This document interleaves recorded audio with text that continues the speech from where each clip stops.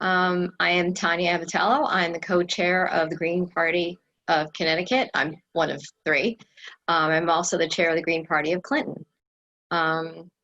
So in Clinton, we've focused on a truly local grassroots effort to get Greens both elected and appointed to 10 boards and commissions in a town of only 13,000.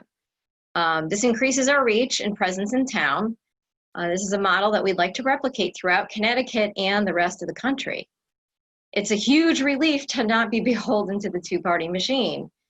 We get to represent the people and not fighting each other like the red versus blue model opens us up to address important issues that affect us all.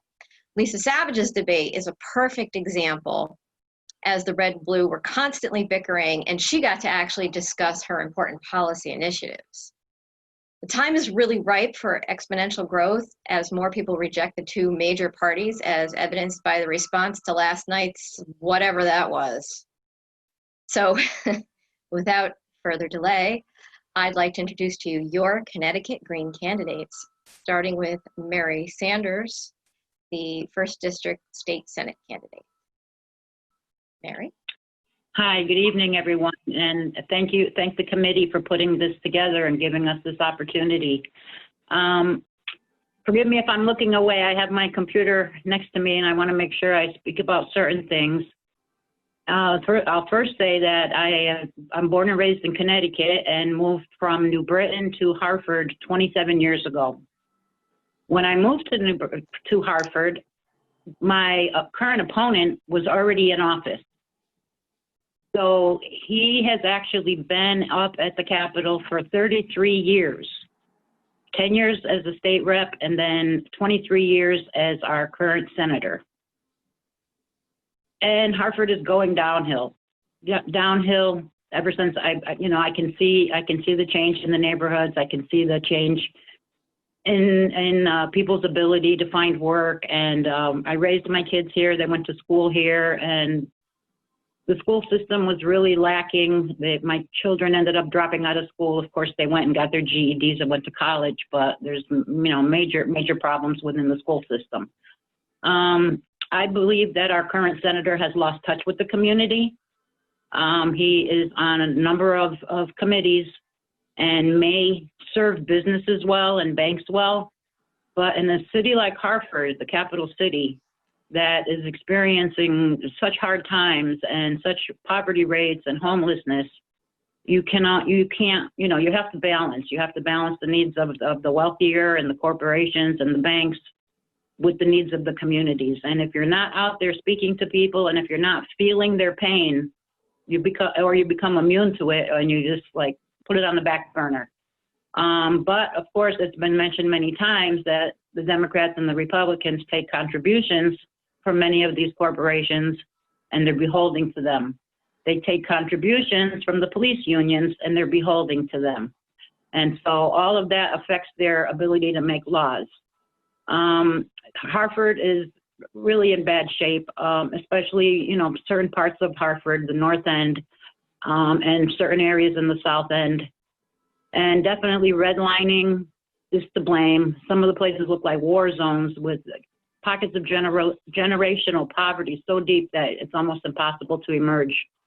Over-policing, racial profiling, family members being locked up or killed only exasperate the situation. Segregated housing, education, white flight to the suburbs, taking their higher incomes with them, leave less money spent locally. Investors come in and scoop up properties, take advantage of tax-free development, collect high profits on their buildings, only to leave them in shambles when the tax bills finally become due. Vultures come in and pick us clean, and there are no laws preventing it. Now, I don't want to get started on that yet, because I have other concerns I'm dealing with. And number one, as a green, the environment. I am really environmentalist. Anybody who knows me, I'm heavy into the recycling and making sure our trash is properly disposed of and composting.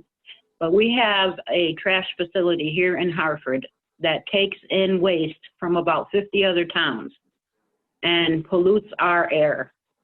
And on top of that, the place is in shambles. It broke down, I don't know, about a year ago, and we had garbage piled up on the riverbank between Hartford and East Hartford, And people on the other side of the river were complaining about the rats crossing over. So I know that the operators of that facility have been up to the Capitol, speaking with legislators, trying to get an infusion of cash to rebuild that, and nothing has happened. So it is being patched together as we continue to take in everyone's trash. There was talk briefly about reopening a landfill up in the north end of Hartford, and I'm glad to see that that conversation was quashed, because that would be criminal. I was reading yesterday that Save the Sound organization has a bunch of bills that they have presented legislators who are back in session for a short emergency session. And they have 3 bills, including what they're calling the Transfer Act, that makes people more accountable for cleaning up hazardous spills, contamination, instead of leaving it for decades later when the properties are transferred. They're reminding us that programs like the residential solar investment and net metering need to be invested in. I would add that expansion of wind and other renewables to the research and development list, because as part of the National Eco Action Committee, there are discussions being had there about what's going to happen to all the solar panels when they burn out and can't be recycled. That down the road, we're going to have a major problem with all these solar panels piled up. So other avenues need to be explored with renewables. They're also talking about environmental justice and the disproportionate levels of pollution that affect our city residents, and saying that Connecticut needs to strengthen public notice and participation rules to make sure that the community can be heard, and to ensure that affected neighborhoods receive benefits to help offset any new burdens. When I read that, I'm like, what do you mean offset any new burdens? How about no new burdens be created? How about that law that says whenever you're considering a bill, you have to weigh in the racial impact, the disparity impact on certain communities? That's not being done. I actually got a flyer from my opponent the other day, and it's talking about addressing racial injustice, but the only topic under his header, racial justice, is the policing. There's so much more to racial justice than just the criminal justice system. And, I believe in a certain degree of regionalization. I believe that other communities need to open up their towns and develop affordable housing. I believe that minimum wage needs to go up to $20 an hour. Connecticut legislators dragged their feet so long on the fight for 15. And when they finally passed it, they did this incremental thing that is giving everybody like 50 cents a year. So by the time we get to $15 an hour, it's going to be no longer relevant. Yeah, Mary, that's excellent. I agree. And thank you so much, but I'm sorry, I'm going to have to cut you off. We do have to move along. But yes, thank you so much. I'll be happy to answer any questions. Yes, please, everybody ask questions in the chat.